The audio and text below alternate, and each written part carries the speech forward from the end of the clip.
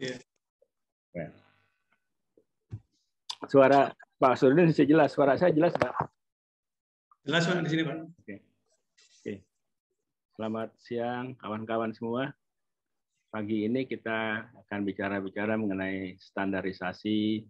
Kita sering dengar itu standarisasi, sertifikasi, akreditasi, SNI, ISO, yang kita kalau beli produk mungkin suka lihat, tapi tidak semuanya dari kita mengerti lah. Ini kita ada kawan kita Pak Nasruddin, beliau ini Sekretaris Utama dari Badan Standarisasi Nasional atau BSN.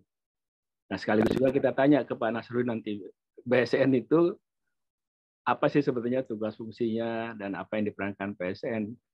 Termasuk kalau kita ingin tahu proses orang untuk mendapatkan standar itu seperti apa, Pak. Nah, kita mohon waktunya ya Pak Nasruddin untuk kita bincang-bincang kepada ya, silakan Pak. Jadi barangkali itu Pak Nasruddin, silakan. Saya sih kalau ingin ini saya nemu dari kawan Pak Nasruddin ini mengenai ada satu apa ya namanya slide gitu. Kalau kita bisa tanya-tanya atau Bapak jelaskan mulai dari sini mungkin agak lebih gampang barangkali kita mendengar. Ya, boleh Pak Nasruddin ya? Ya, silakan Pak. Oke. Nah, ini Pak Nasruddin ini slide-nya menarik sekali, tapi kita mungkin kalau dijelaskan bisa lebih memahami. Silakan Pak.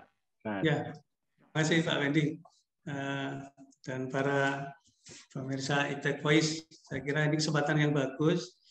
Terima kasih, saya sudah diundang dan untuk berbagi. Saya kira mudah-mudahan ini bermanfaat untuk kita semua, termasuk juga untuk usaha kita. Jadi dengan pertanyaan-pertanyaan Pak Wendy mungkin juga proses belajar buat saya juga Pak Wendy.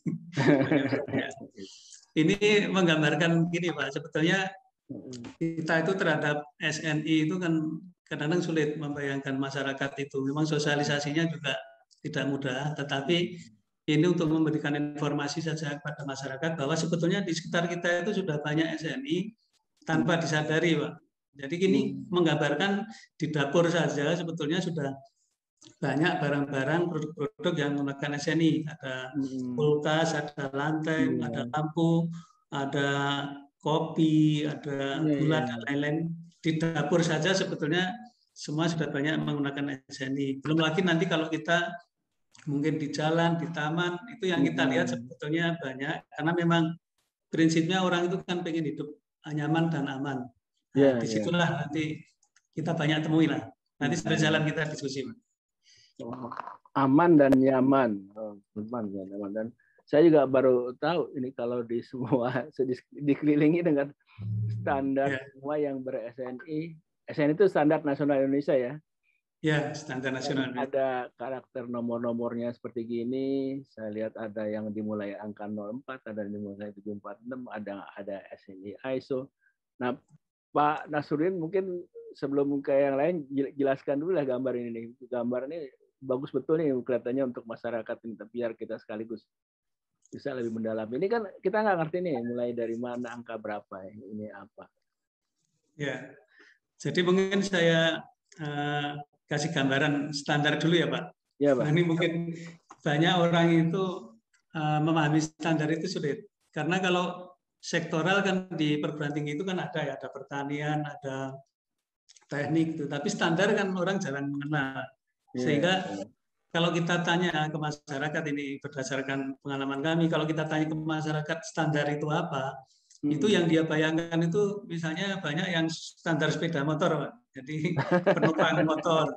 Itu banyak yang ke sana. Kemudian yang kedua, standar itu dibayangkan masih asli. Jadi kalau misalnya orang beli rumah, rumahnya masih standar, artinya belum direnovasi.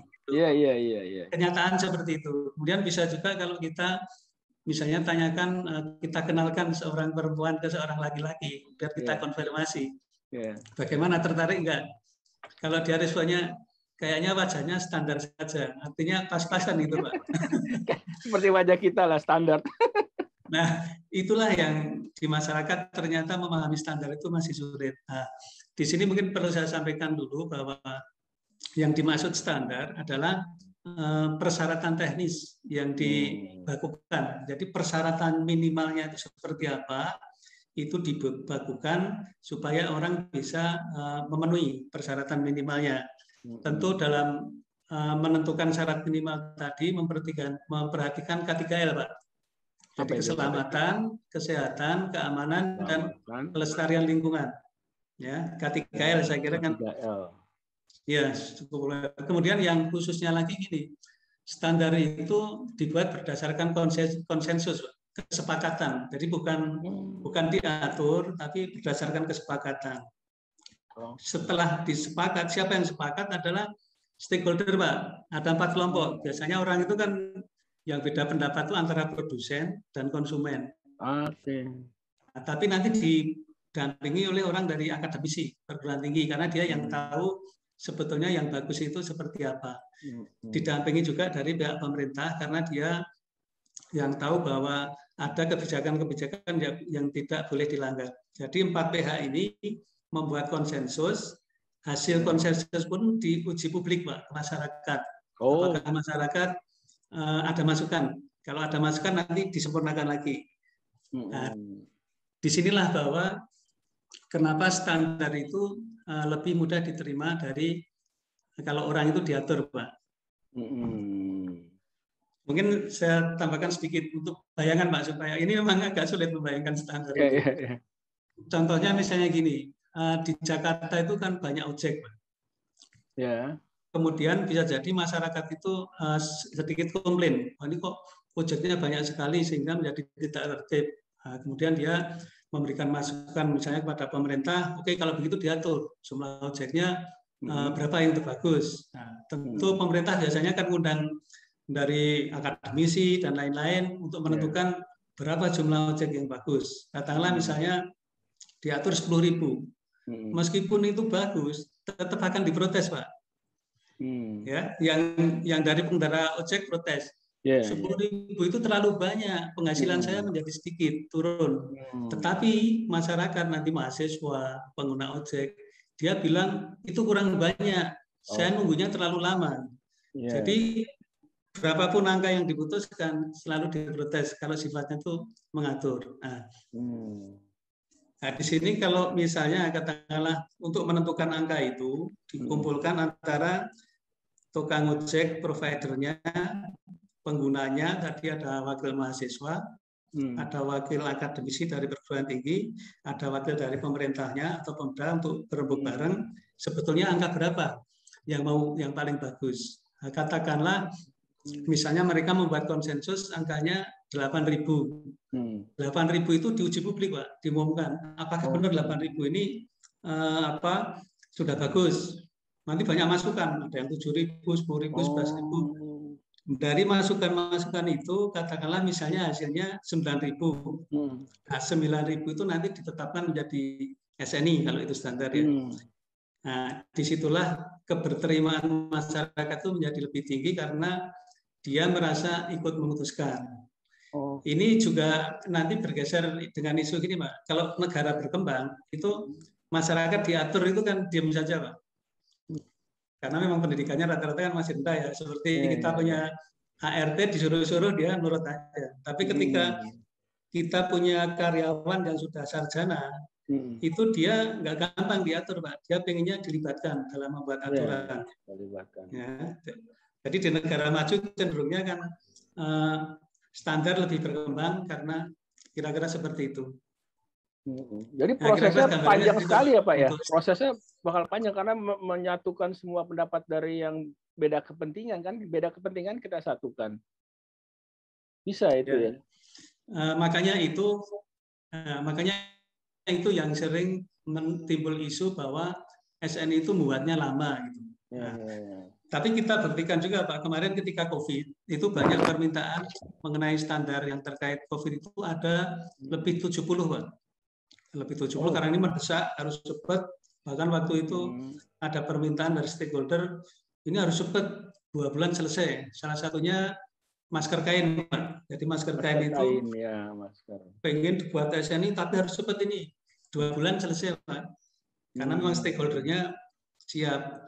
Kemudian yang kedua lagi di akhir tahun 2020 2020, kebetulan waktu itu masa banjir itu ada SNI mengenai spillway. Pak Wendy kan tahu orang teknik sipil. Jadi spillway bendung itu buat SNI-nya itu 2 bulan selesai, Pak. Oh, gitu. Pak Nasruddin, ini pengen tahu saya kalau orang mengenai ini start dengan istilahnya deh yang bikin kita awam itu pusing. Dia standar itu ada orang bilang kan apa itu namanya? Ada orang bilang kesesuaian, conformity, compliance, kalimat-kalimat verifikasi nanti diverifikasi, disertifikasi lagi oleh perusahaan yang verifikatornya harus terakreditasi. Wah, ini kan ribet banget. Kira-kira jelasnya yang gampang gimana ya? Benar, Pak. Ada istilah-istilah yang mirip yang membuat orang mungkin bisa semakin bingung. Yang standar aja bingung. Tapi mungkin gini, Pak, saya ingin berbagi juga supaya minimal untuk memudahkan orang memahami kata-kata yang berbeda tadi, bahwa ada istilah conformity. Conformity itu kesesuaian, Pak. Jadi kalau kita di audit ya misalnya, itu kan biasanya ada temuan namanya non-conformity. Artinya ada temuan bahwa tidak sesuai dengan ketentuan atau standar. Meskipun itu audit apalah, dia akan bilang seperti ini, non-conformity tidak sesuai dengan standar. Gitu. Kemudian ada istilah lagi compliant tadi. Compliant itu kepatuhan. Jadi bisa jadi organisasi itu telah memenuhi standar, tetapi dia tidak memenuhi ketentuan-ketentuan kebijakan. Mungkin kebijakan pemerintah, mungkin kebijakan organisasi kan juga punya kebijakan.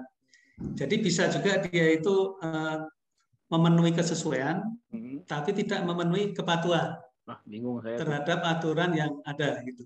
Itu bisa jadi seperti itu. Oh gitu. Saya pikir kalau orang compliant otomatis conform, enggak ya? Ya itu tadi karena mirip-mirip, tapi itu tadi istilah yang digunakan di dalam secara teknis sama pemahaman masyarakat itu tidak mudah disamakan gitu. Kalau sertifikasi, tadi kan ada sertifikasi itu artinya proses kegiatan penilaian kesesuaiannya. Jadi katakanlah ada standar, dia melakukan proses memastikan apakah yang dia kerjakan itu telah sesuai dengan standarnya. Nah, itu namanya proses sertifikasi. Kalau nanti ternyata dia sudah sesuai, maka dia keluarkan sertifikat, Pak. Pengakuan bahwa ini telah sesuai. Sertifikat. Sudah keluar sertifikatnya. Oke. Kalau verifikasi apalagi tuh mirip-mirip tuh. Kalau verifikasi ini pengujian terhadap dokumen, Pak. Jadi contohnya misalnya gini, kalau orang mau mengajukan SNI, ada 7 persyaratan yang harus dipenuhi. Nah, maka produsen mengajukan 7 syarat tadi. Nah, itu diverifikasi. Kalau ada yang kurang, dia minta. Kalau sudah penuh, sudah cukup, dia bilang ini sudah cukup. Nggak boleh minta lagi, Pak, karena sudah cukup. Nggak boleh mengada-ada. Tapi kalau udah cukup, belum tentu dia dapat sertifikat. Belum tentu ya, proses lagi. Baru persyaratan, Pak. Baru persyaratan untuk akan disertifikasi, kan dia misalnya katakanlah nama perusahaan, izinnya seperti apa, sudah punya merek, misalnya kayak gitu. Itu kan persyaratan untuk mendaftar sertifikasi. Itu diverifikasi. Oke. Bahasa Indonesianya apa itu? Soalnya kan banyak isu gini Pak, kalau di layanan publik itu banyak petugas misalnya ini syaratnya harus menyerahkan ini. Setelah itu dia minta lagi, tolong tambahin fotokopi ini. Nah, itu kan mempersulit, ada ketidakpastian, tidak bagus. Harusnya kalau memang minta 7 ya 7 dikasih, nggak boleh minta lagi yang lainnya. Dan Argo langsung berjalan, Pak, kalau dia bilang persyaratan terpenuhi, ini akan diproses dalam waktu 1 minggu. Itu Argo udah kehitung berjalan. Tapi bisa keluarnya, bisa dia mendapatkan sertifikasi atau belum gitu kan ya? Nggak harus otomatis dapat. Ya belum diaudit ini. Ya belum, ini baru daftar aja. Nanti kan ada auditor yang mendatangi di situ untuk melihat sampelnya, diuji. Ini proses sertifikasinya di situ. Nah tadi Bapak bilang ada auditor lagi, ada auditor. Terus kalau akreditasi apa? Supaya nggak tambah pusing. Akreditasinya apa nih maksudnya lagi? Nah, akreditasi itu gini, kan tadi ada lembaga yang bisa ngeluarin sertifikat, itu kan namanya lembaga sertifikasi. Lembaga sertifikasi. Nah, lembaga sertifikasi ini istilahnya ada yang legal, ada yang tidak. Untuk menyatakan bahwa dia punya legal formal, maka dia punya membutuhkan sudah diakreditasi. Seperti sekolah lah, Pak. Seperti sekolah. Iya, oke. Jadi si lembaga yang memberikan sertifikasi harus terakreditasi gitu lah ya. Betul, Pak. Dan terkait dengan SNI, yang mengakreditasi harus KAN. Dia harus dapat akreditasi dari KAN. Komite Akreditasi Nasional. Ya. Oke. Mumpung Bapak bilang KAN dan menyebabkan ini. Komite Akreditasi Nasional. Ada Bapak kan Sekretaris Utama Badan Standarisasi Nasional. Hubungannya KAN dengan BSN itu gimana Pak kaitan ininya itu? Tektok kerjanya itu, mekanismenya. Ya, jadi ini sama-sama ini dua lembaga yang istilahnya itu bertanggung jawab ke presiden semuanya, tetapi ada bedanya, Pak. Jadi kalau BSN itu kan kita apa istilahnya kita kan kita diberi tugas untuk tugas pemerintahan yang terkait dengan SPK, Pak. Nah, ini nanti orang bingung lagi ya SPK itu apa. Jadi, karena gini, banyak orang yang apa namanya menyebut BSN aja. Ini termasuk orang-orang yang pimpinan lah ya. Pejabat itu BSN adalah Badan Sertifikasi Nasional. Itu menjadi tugas kita untuk menjelaskan juga bahwa BSN adalah badan standarisasi, karena istilah sertifikat kayaknya lebih melekat di masyarakat, karena mulai ada sertifikat tanah, sertifikat betul, apa namanya pelatihan dan lain-lain. Di sini tugas BSN adalah standarisasi, itu adalah merumuskan standar, mengembangkan standar. Kalau orang awam mungkin nyebutnya ya membuat standar lah kira-kira gitu. Membuat standarnya, kemudian memastikan itu diterapkan di masyarakat dengan cara yang benar tadi, ada lembaga sertifikasinya tadi. Kalau akreditasi itu kan tadi itu kan tugasnya kan mengeluarkan apa ya legal formalnya untuk lembaga sertifikasi. Nah, tetapi kan adalah lembaga non struktural, tetapi ketua KAN itu ex officio kepala BSN. Gitu. Kemudian sekjen KAN ex officio deputi akreditasi. Deputi akreditasinya. Jadi sekretariatnya memang ada di sekretariatnya ada di BSN, tetapi anggota KAN itu tidak boleh orang pemerintah semua. Harus ada non pemerintahnya. Ini karena terkait dengan pengakuan internasional. Internasional itu tidak mau kalau itu orang pemerintah semua. Mungkin dia kan apa ya? Dianggap ada benturan kepentingan. Kalau itu orangnya pemerintah semua, maka anggotanya ada yang di luar pemerintah, tapi sekretariatnya ada di pemerintah. Gitu. Kalau dari padanan Pak ya, jadi kan koreksi saya kalau salah. Jadi yang dikeluarkan oleh BSN itu standarnya SNI ya, standar nasional. Ya, SNI-nya. Itu padanannya ISO ya kalau internasional lah kira-kira. Gimana tuh? Ya gini Pak. Jadi standar itu kan gini ya Pak, ada macam-macamnya lah gitu ya. Salah satunya tadi bahwa kalau dari sisi internasional nasional ada standar itu internasional berlaku, ada yang nasional. Sebetulnya ada juga standar yang berlaku di perusahaan itu sendiri. Karena perusahaan itu pengennya di atas SNI misalnya gitu kan boleh aja itu. Kalau sukarela tinggi itu boleh aja.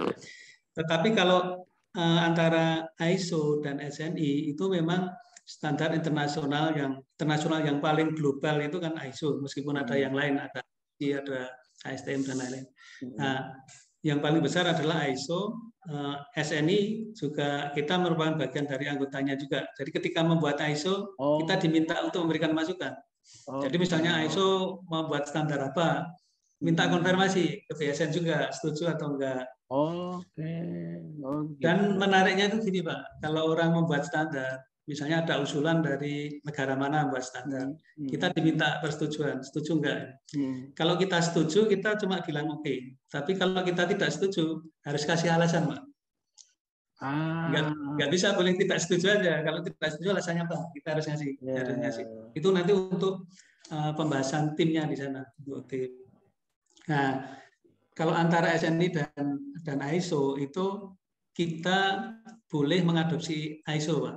Artinya mau ISO itu dijadikan SNI persis sama, itu boleh, bahkan malah didukung. Contoh yang paling terkenal kan sistem manajemen mutu 9001.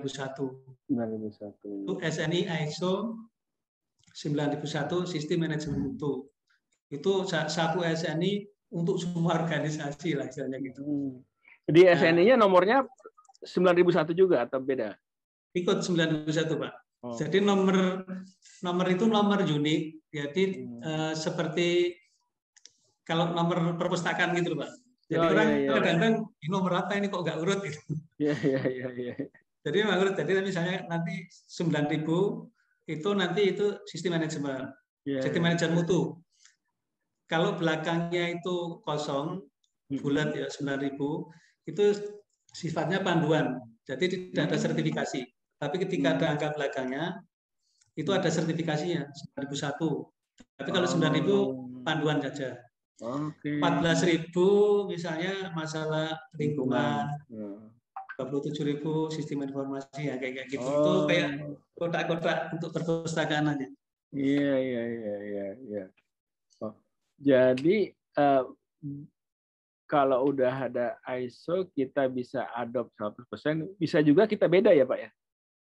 Ya itu ada dua, ada yang bisa adopsi identik namanya, itu persis semuanya nggak ada yang berbeda.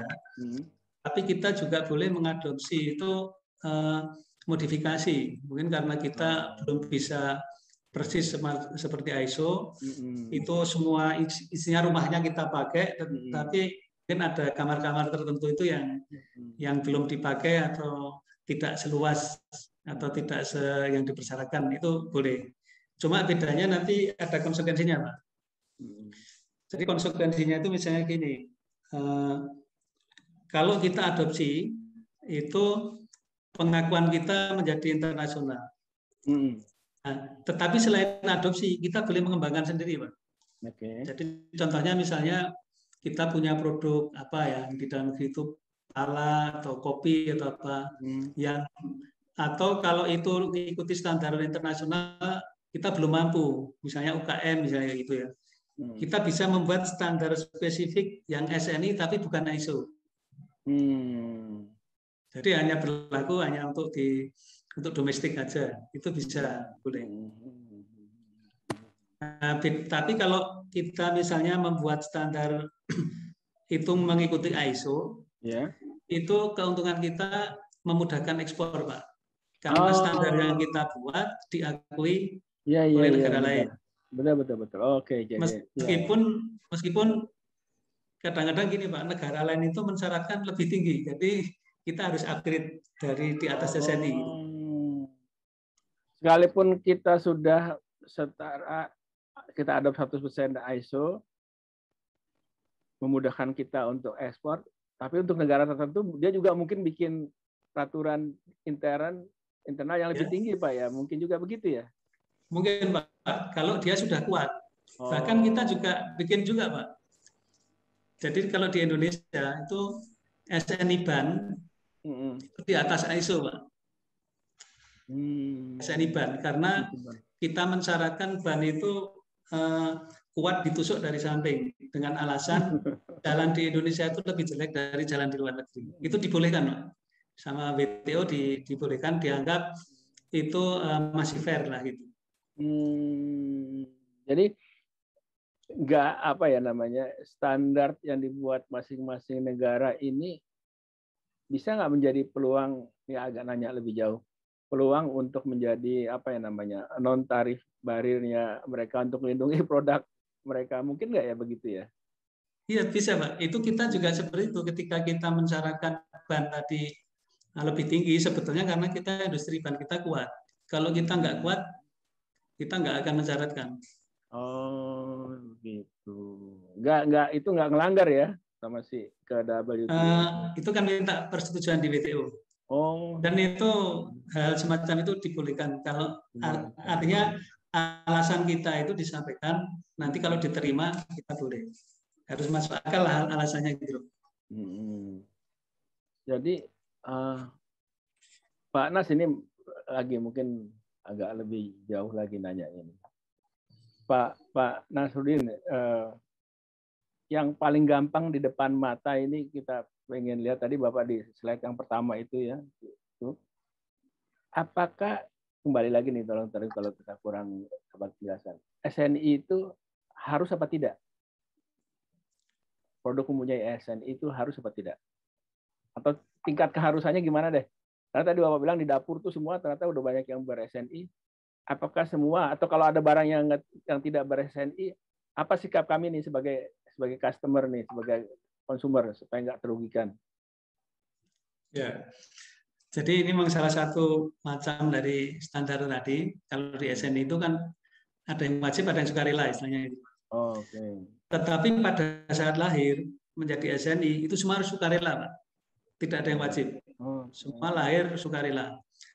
Tetapi SNI itu bisa diterapkan oleh regulator menjadi wajib kalau itu menyangkut K3L. Oh, keselamatan. Salah satu contohnya gini, misalnya AMDK, Pak, air minum dalam kemasan. Ya. Itu dulu kan awalnya SNI sukarela, dikeluarkan dari BSN. Semua orang mau pakai, mau enggak silakan. Tetapi karena kita waktu menyusun itu juga bersama dengan Kementerian Perindustrian, itu menjadi syarat air minum kemasan itu karena menyangkut masalah kesehatan harus dipenuhi, yang mewajibkan Kementerian Perindustrian. Jadi bukan BSN. Gitu. Jadi di situ posisinya pemerintah ingin melindungi masyarakat dengan mewajibkan SNI tersebut, gitu ya Pak ya. Itu sekarang kalau lihat perbandingannya gini, Pak, jumlah SNI itu yang sudah ditetapkan sekitar 13.000. Tetapi yang berlaku sekarang mungkin sekitar 12.000 karena ada yang sudah diabolisi, Pak. Mungkin sudah tidak valid lagi, sudah direvisi. Tetapi yang untuk SNI wajib sampai saat ini sekitar 248. Itu kebanyakan punya perindustrian, tapi juga ada yang punya Badan POM, KKP, ESDM kayak gitu. Ada beberapa instansi yang mewajibkan. Pak, apa keuntungannya atau manfaatnya kita kalau ada dua barang lah misalnya seperti ini, yang satu punya SNI, yang lainnya tidak punya SNI. Keuntungannya apa kalau saya pilih yang punya SNI? Ya sebetulnya kan tanda SNI itu untuk membantu masyarakat umum yang notabene kan nggak semua orang tuh paham secara teknis untuk memilih produk yang bermutu. Oke. Memilih produk yang bermutu. Kalau misalnya gini, kalau kita dalam ini malah misalnya kalau orang Islam ya, kalau terkait makanan itu kan kita diboleh makan makanan yang halalan thayyiban.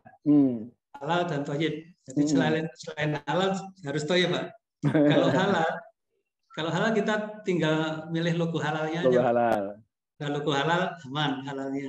Sekarang thayyibnya gimana? Thayyib ini dalam arti makanan itu harus sehat dan menyehatkan. Ada makanan itu halal tetapi tidak sehat atau tidak menyehatkan. Nah, dari misalnya kayak tadi AMDK, air dalam kemasan itu halal. Iya. Halal. Tapi yang thayyib gimana milihnya kalau nggak melihat tanda? Yang paling gampang melihat tanda SNI. Oke, jadi membantu ya Pak. Karena semua tidak mungkin saya beli air kemasan lalu saya teliti dulu baru saya minum gitu kan? Iya. Untuk memudahkan masyarakat, ya udah yang ber-SNI. kalau udah BSNI artinya sudah sesuai standarnya dengan baik teknis, baik kesehatan dan lain-lain gitu ya. Jadi untuk lebih aman Pak, memudahkan masyarakat. ada pihak yang mengawasi. Dan ada pihak yang mengawasi. Oh, itu yang membuat kita cukup itu aja lah, aman lah melihat itu aja. Jadi begitu ada SNI, ada jaminan lah di situ ya Pak ya? Ya gitu Pak. Salah satu contoh gini Pak yang menarik, beberapa bulan yang lalu kita lihat di TV itu ada madu palsu Pak. Ya, omsetnya berapa itu, miliaran? Ya betul. Kita kalau beli madu itu sulit loh Pak. Semua orang bilangnya asli dan bagus. Bagaimana memilih madu yang sebetulnya yang baik? Karena kalau orang diabetes mungkin minum madu yang banyak kandungan gulanya kan bisa jadi malah nggak bagus. Malah jadi nggak bagus, betul. Sekarang sudah ada madu yang SNI Pak. Jadi milih yang bertanda SNI itu kan lebih mudah. Iya betul Pak. Jadi segala macam metode tuh di WhatsApp grup tuh. Kalau Anda mau ngetes madu begini-begini.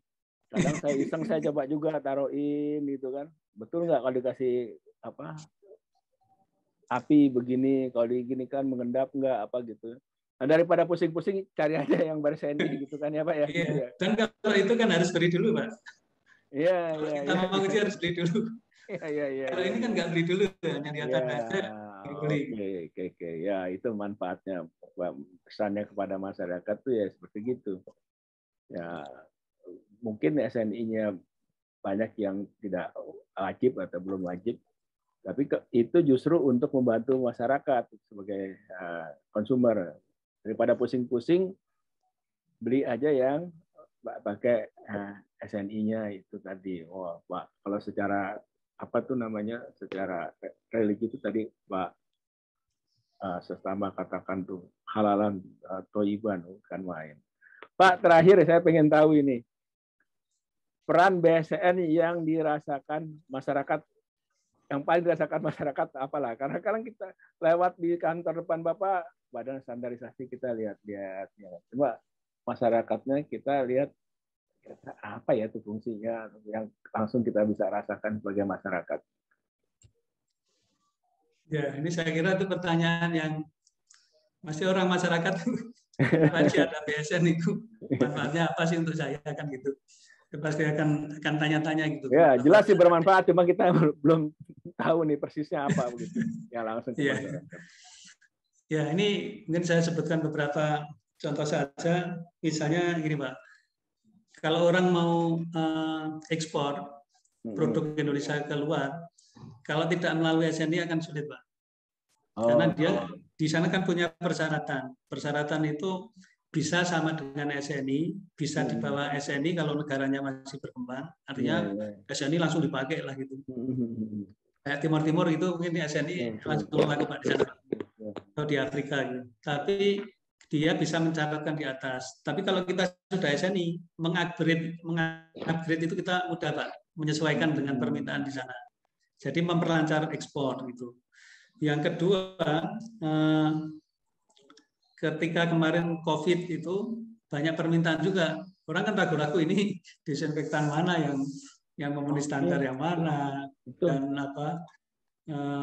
hand sanitizer, khawatir nanti kesehatan. Itu ada tadi saya sebutkan lebih dari 70 minta SNI untuk memudahkan Mas. Karena ini kan waktunya cepat sekali Pak. Tunggu. Biasanya laporan harus cepat, langsung di masyarakat langsung ada. APD, pakaian baju seperti apa yang kalau dipakai nanti aman. Jangan-jangan sudah pakai APD malah tertular kayak gitu. Kemudian ini yang dalam waktu dekat ini masih masuk ini Pak, masih akan berjalan. Itu terkait dengan Undang-Undang Cipta Kerja ya Pak. Jadi kita tahu bahwa produk-produk di Indonesia ini yang punya UKM itu kan belum kompetitif Pak, apalagi mau diekspor. Kita punya beberapa role model yang membina SNI UKM diekspor ada, tetapi kan harus massal. Setidaknya bisa menggantikan pasar domestik dulu, jangan sampai banyak produk yang dari luar meskipun itu belum bagus. Nah, kita kerjasama antara BSN, Kementerian Investasi atau BKPM, KUKM, perindustrian untuk membuat perizinan tunggal yang itu nanti UKM itu dapat namanya ini untuk produk-produk yang berisiko rendah, Pak. Jadi bukan berisiko tinggi ya. Semacam self declare gitu, Pak. Jadi menyatakan, kita kasih tahu bahwa ini loh kalau membuat makanan yang sehat itu caranya seperti ini. Misalnya bahannya harus seperti ini, memprosesnya di tempat yang bersih. Nah, nanti dia boleh memakai tanda SNI Bina UKM. Jembatan, Pak. Jadi dia sebelum menjadi SNI, dia boleh memakai tanda SNI Bina UKM dengan panduan-panduan praktis tadi. Ini mungkin dalam waktu terdekat kita nanti akan, sehingga semua UKM kalau bisa kita dorong ke sana, tapi nanti kita bina supaya yang bagus menjadi SNI penuh gitu secara bertahap. Iya. Tadi Bapak bilang bagus betul tuh, self declare istilahnya ya. Karena kita lihat itu beberapa produk UKM bahkan apa ya, makanan-makanan kecil itu sekarang udah itu pakai isinya ini itu self declare. Tapi nanti ada logonya SNI Bina UKM.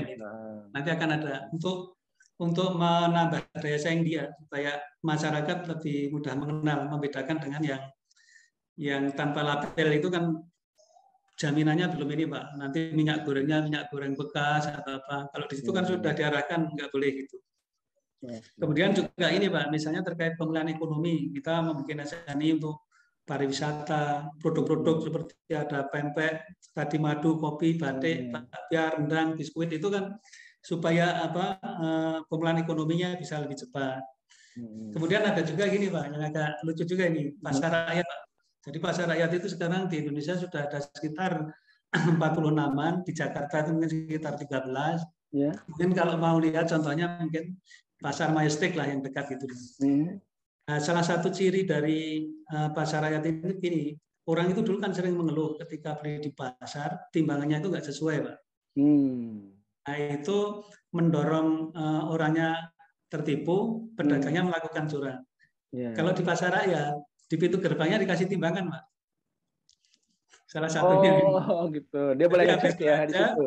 Dicek di situ, pulang, kalau nggak cocok dia pindah pedagang besok.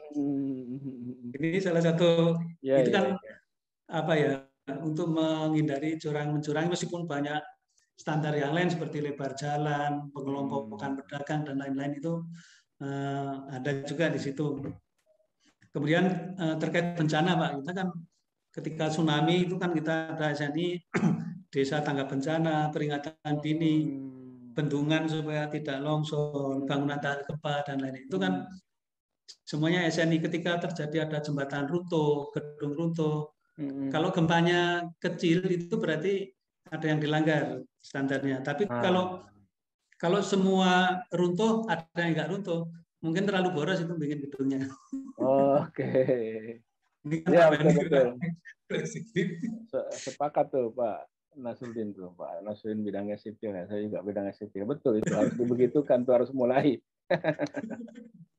Bukan hanya di orang pikir produk-produk itu aja, bukan hanya makanan, bukan hanya produk-produk industri gitu, tapi juga konstruksi juga barangkali harus di SLM. Ya. Ini sebetulnya ada satu lagi, Pak, pesan kita. Ini terkait dengan keluhan di Indonesia ini kan masalah pertama, indeks persepsi korupsi kita itu kan rendah. Dibanding Malaysia kita rendah. Yang kedua, indeks kemudahan investasi. Jadi orang mau investasi itu sulit, banyak persyaratan rumit ini sehingga kita menjadi investor itu malas ke Indonesia.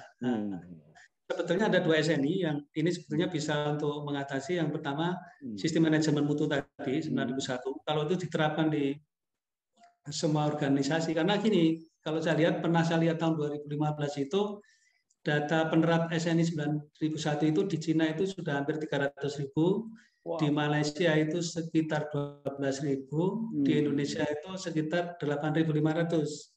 Nah, ini bisa menggambarkan bahwa disitulah kemudahan investasi. Nah, kemudian yang kedua terkait indeks persepsi korupsi. Itu ada SNI ISO 37001 sistem manajemen anti penyuapan.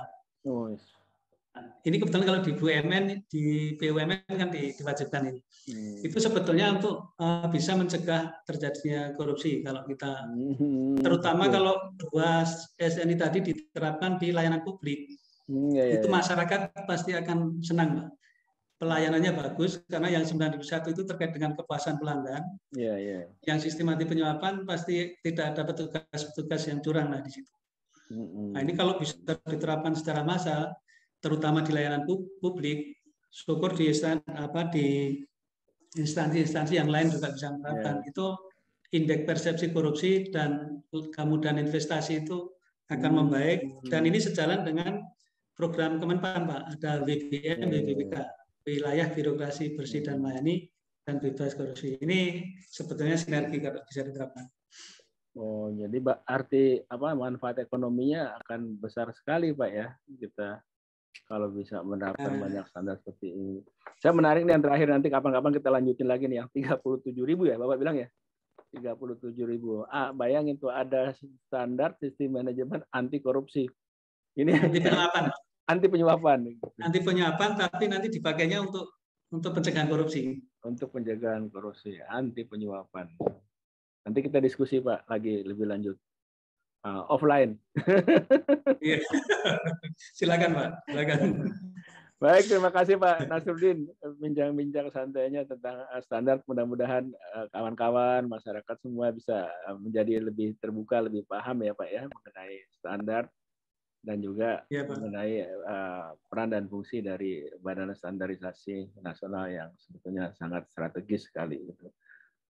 Baik untuk meningkatkan semua maupun ekonomi. Saya juga terima kasih karena kan membutuhkan untuk memasyarakatkan juga. Iya, sama-sama Pak. Semakin maju ya Pak ya. Semangat. Ya, terima kasih Pak. Terima kasih. Ya. Saya akhiri ya Pak Nas. Ya Pak, terima kasih.